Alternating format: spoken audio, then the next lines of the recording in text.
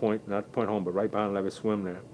I can remember used to drink a little wine, not accepted by the parents. Nobody knew we did it. We'd get us a little wine and we'd go to these parties at the True Friends Hall and drink a little bit of wine. They used to have this white port and Boone's Foam, strawberry wine, and all that. So we had our share of all that. Whose house you said?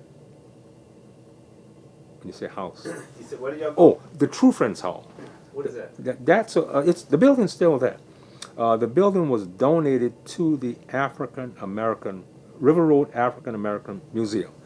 They plan to revitalize the building. What it is, it's there was an association. It was called the True Friends Association. They had this building. It's on Lessard Street, right just about at Highway 3027. I think that's what it is. But right in the area of the McDonald. The old building's still there, called the True Friends Hall. The True Friends was an organization. I knew more history than what I know now. I've forgotten it. But it was an organization set up years ago. My father was a member. I know a lot of his friends who were members. Most of the members are dead. But it was an organization they formed to help one another when somebody became ill. They paid little dues, maybe 50 cents. It went up to $1 or something like that, 25 cents. But they paid little dues. And when a member became sick, they would give him some medicine, or give him some money to help offset the expense for the doctor bill and the expense for the medication. There was another branch of that organization that was formed across the river, over in the Darrow area. Some of the older members of the True Friend on this side of the river had told me that they thought they had an organization on the other side. So I went over there with some members some years back. And we went into an area that was going to be a new subdivision. And lo and behold, it's taken over by trees now. Trees 30, 40 feet high, grass. But you can ride in there. There are roads. There are spots for fire hydrants. There are roads in the whole area. But what happened is, whoever drew the plot, it is totally off base. I mean, if you think that you own this plot, you may own a plot 10 plots away. It's just all screwed up. But if you get in that area, it's just like a developing new city, but the trees have it hidden. You'd have to get in there, and the roads are there. It's been there for some, maybe, 20, 30, 40 years or something like that. But there was an area, I forget what the name of it was going to be, but the old building that the True Friend Association had, remnants of it are still there. And the reason why the guys on this end were concerned about it, because it was real estate, and they were just trying to ascertain whether or not they had an interest in that real estate. But that, we pursued that to a certain point, and then it just dropped. Give me 1 second. Is it possible now? Talk to me about, so we talked about basically the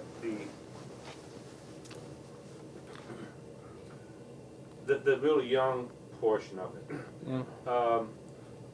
When did you start, at what point did you start integrating with the white community? Was it the military? Yes, it was the military. It was a good classical example. When I was in, what was it? It was in Texas, Lackland Air Force Base for basic training. I met some friends, white guys. We became friends. Again, never an issue with color, just people.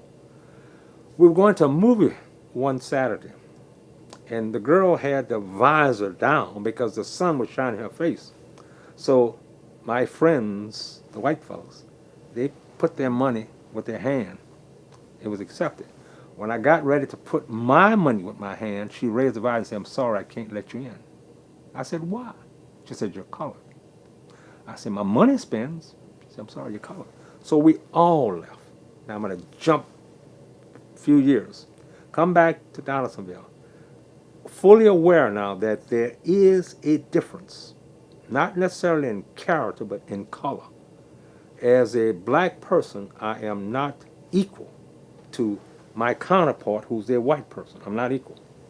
So then I became very involved the NAACP youth group, NAACP major group, every opportunity I had to somehow integrate or attempt to integrate the place, I did. I remember my cousin, he's deceased now, Lionel and I, we went back to the First and Last Chance. It's still on Railroad Avenue, right by the railroad track. I'm not going to call the name of the person who ran it because he's still around here, but he just reminded me, oh, I just did what I had to do. That's your business. We went in there one evening, an attempt to integrate, and went in there and walked up to the counter. All the white folks gathered around us, you know, the normal boo-hoo, woo-hoo, all mess. So we told the guy we wanted to buy a hamburger or something. He said, well, we don't serve niggas. So we said, we don't eat niggas. We didn't order niggas. We ordered a hamburger. So a fight started. One of the guys, a fight started with, he's dead now. I can't think of his name, but he's dead. Sirens, riling, police coming, everybody, you know, oh. So the chief at that time, ho, I know y'all daddy. I'm going to tell y'all daddy, you boys don't need to be back here doing this.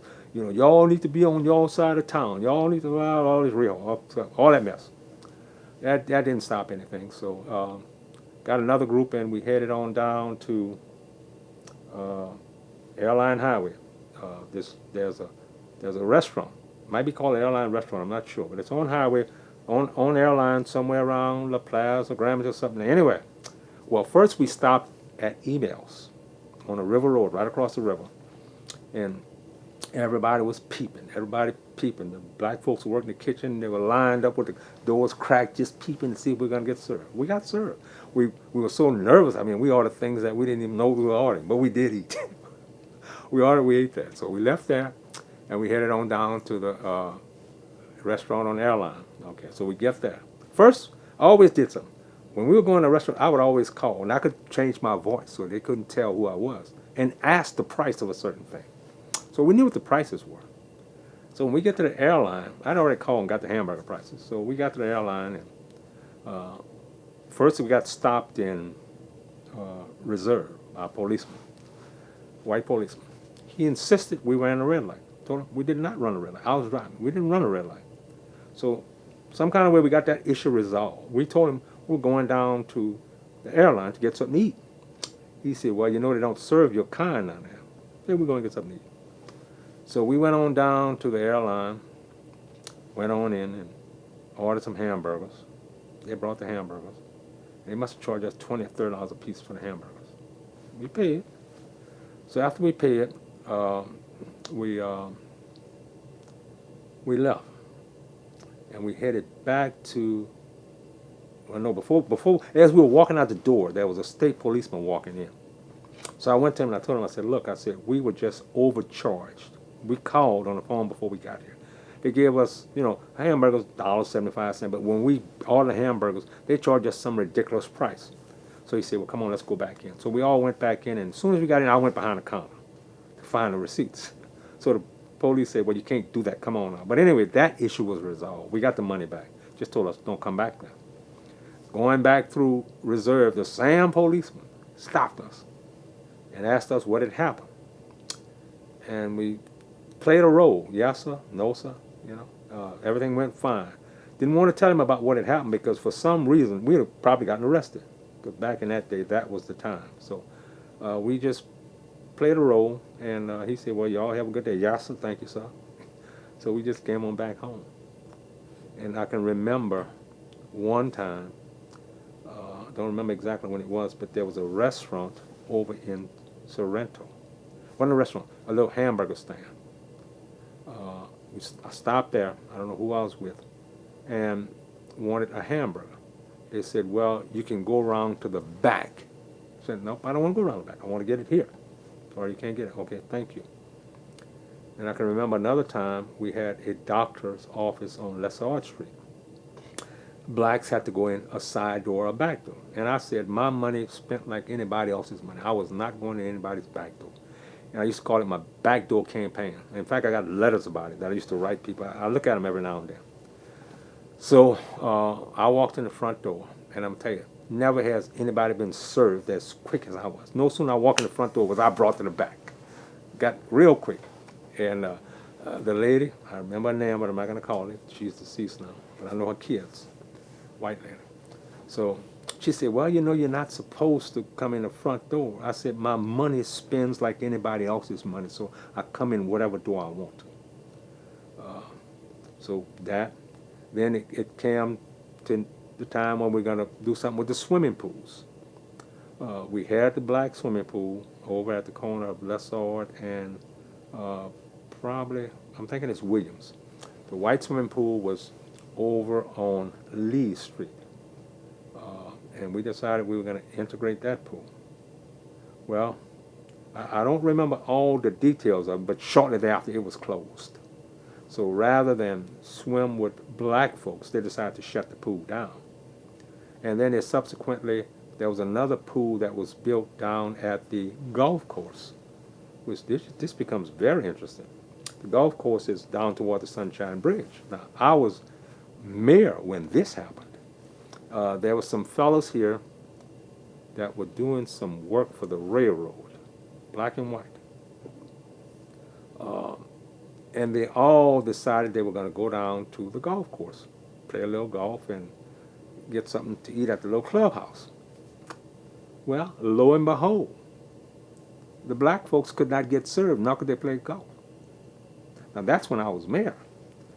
So I found out who some of the officers were of the club, and I talked to them. And they assured me that anybody could be served at any time. They don't know what happened, but that anybody could be served at any time. I don't play golf, so I didn't go down there. But when I was mayor, I went down there several times and had a drink and maybe had a little something to eat. But they assured me that that was a mistake, and I asked the fellows to go back down there. Told me they were not interested. They weren't from here, so they wasn't accustomed to that, the black and the white. The white supervisor was very upset that it happened. And if I'm not mistaken, I went on radio about that. KKAY, when it was here. I went on radio to complain about that.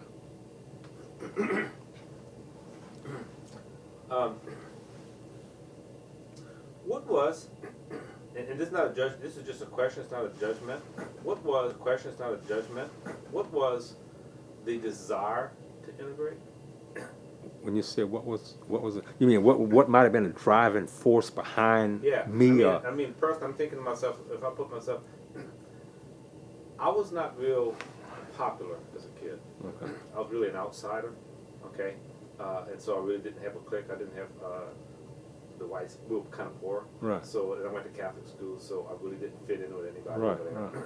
Okay, either white or black. Right.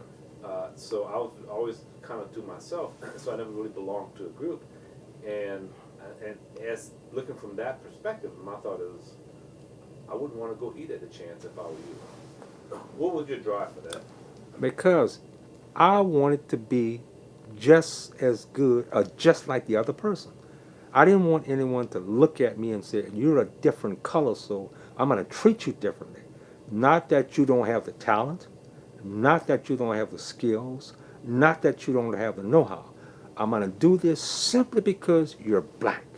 That I don't like. Can't stand that. And that was my motivating force, because I figured if I could open some doors, if I can get them open, and I always tell people, I can open, but you're going to have to stay behind me and keep the doors open. If I go through, which they'll allow me to go through, and nobody goes behind me, we've done nothing.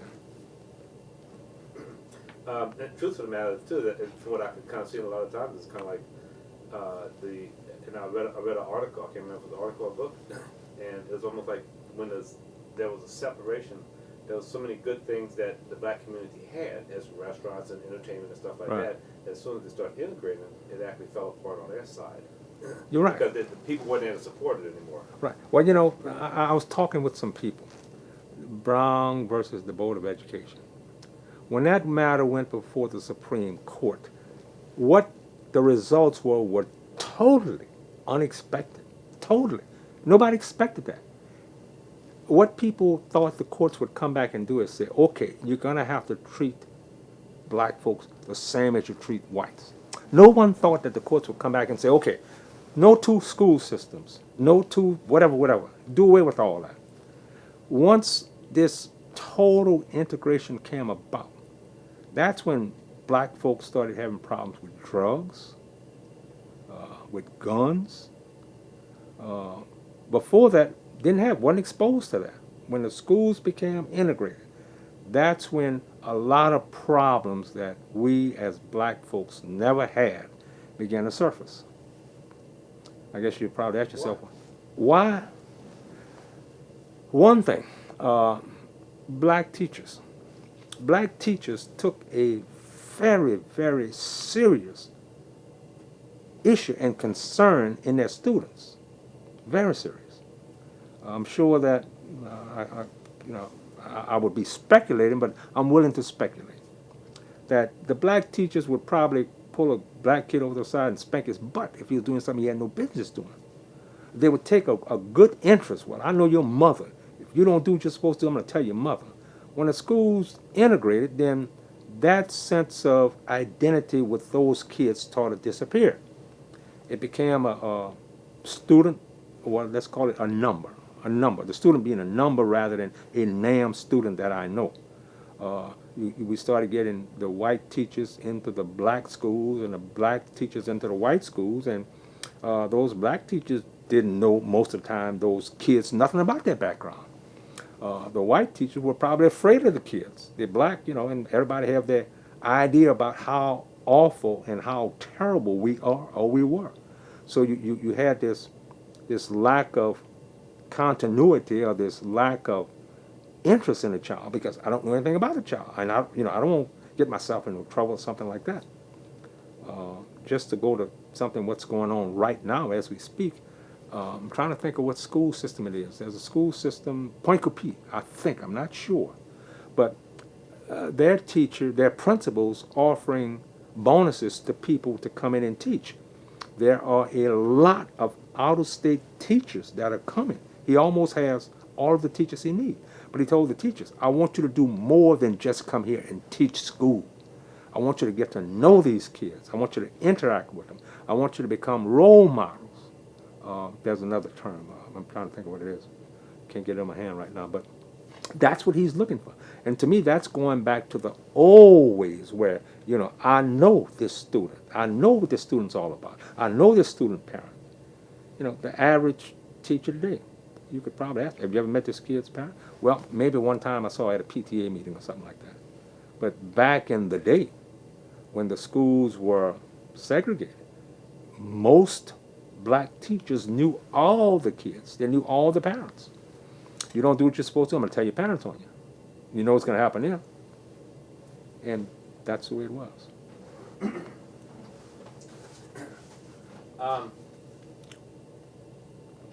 Trying to think of where to go from here.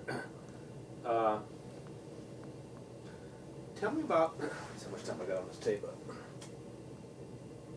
Got 22 minutes, good. Tell me about.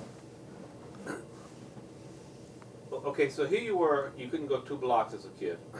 Okay, and then you got into a bar fight at the first and last chance. Yeah. And now you got elected mayor. Yes. Boy, that was a trip. Well, when I ran for mayor, there was a gentleman here. He used to see us now, Dr. D.C. Forty, Dominic C. Forty. Doc Forty and I became very good friends. I mean, very personal friends. And he and I were talking, and his son-in-law, Paul Landry, we all were talking. And then I said, well, I want to run for mayor. There's some things that I think I could do. Before I ran for mayor, I worked for the Louisiana Department of Labor. I was the assistant secretary. And I had the opportunity to travel to almost every state in this union. And with that knowledge and that background, when I came back to Donaldsonville, never left, but when I came back, when I left the state and I settled down here, opened my law practice, I realized that I had something that would be beneficial to the city. And my theme was focus on the future. That was the theme I adopted when I ran for mayor. And I figured my travel across this country, the things that I had learned, the ideas that I had picked up could serve this community. In a sense it did, because a lot of things that are happening to the community now, these are some things that we talked about years ago. For instance, this airport project. I mean, I talked about that the first couple of months I was in office as mayor, that that land in Modesto was very elevated, very high. That would be an ideal place. Well, that's coming to a reality. We talked about a boat facility docking. Uh, we talked about, even talked about the bayou, doing something with the bayou where the bayou could become some sort of a tourist attraction. I had even hired a group from New Orleans. I forgot what university, but we hired the group, and the gentleman that we had hired, when he came down, he didn't tell me this. I heard this secondhand. He couldn't figure out what the problem was. There was a mayor that had a vision, had a lot of good ideas, but for some reason, he couldn't get all the support from the people. But the ideas were good. And perhaps we could say, well, maybe because I was a black mayor. I don't know. I don't know what it was. But came up with a lot of good ideas to move this city forward. And it did. I think we put it on a track, a positive track. And thus far, it hadn't left the track. It's still going in a positive direction. I know you weren't the first black mayor, 'cause the No. first black mayor was Pierre Landry. Pierre Landry, back in 1864, something like that. I met his great-great-great-great-granddaughter. She came down. I met her, yeah. Are you the second black mayor? I am the second, right. Pierre Landry was the ex officio tax collector, which meant he was sheriff. He might have held the position as a state rep at one time. Any high position that could be held by a person, he held it. He was a very, very intellectual person, very smart person.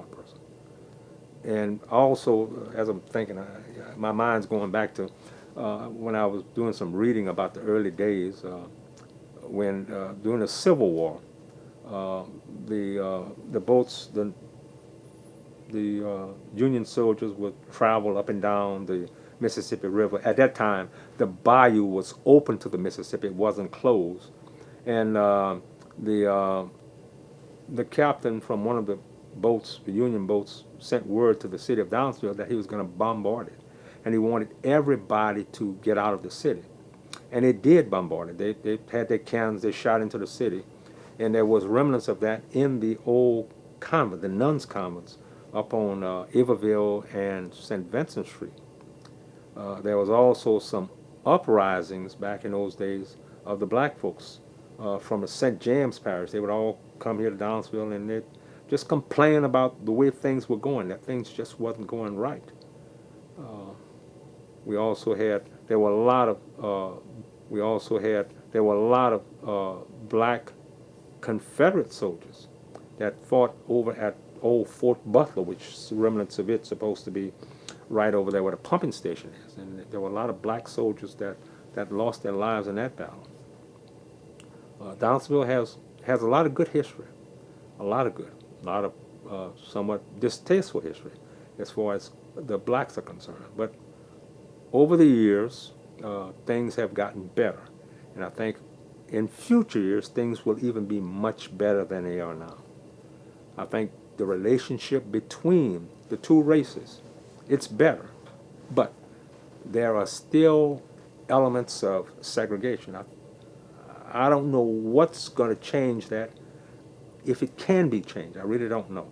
Perhaps all of us would have to die, all of us, you, me, everybody. And then we come up with maybe a green person